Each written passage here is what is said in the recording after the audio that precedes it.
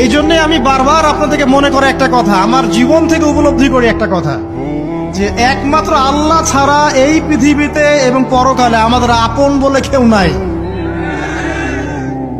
বাকি সবাই সবার স্বার্থের জন্য আছে। মানুষ মানুষের অবস্থানকেই মূল্যায়ন করে, মানুষ মানুষের অবস্থানকেই মূল্যায়ন করে। আল্লাহ রাব্বুল আলামিন আপনার ভিতরটাকে ভালোবাসেন। দেখেন, আপনি যখন নামাজ পড়েন নাই, আল্লাহ পাক কিন্তু আপনাকে ধ্বংস করে দেন নাই। আল্লাহ পরম করুণাময় আপনাকে হেদায়েত দিয়ে নামাজি বানিয়ে দিয়েছেন। জীবনে অনেক পাপ করেছেন, ইনস্ট্যান্ট আল্লাহ পাক শাস্তি দিতে পারতেন, আল্লাহ পাক দেন নাই। আল্লাহ আপনাকে ভালোবাসেন, আল্লাহ আমাকে ভালোবাসেন। আল্লাহ পাকের এই ভালোবাসার ঋণটা শোধ করার জন্য হলেও নামাজি হয়ে যান,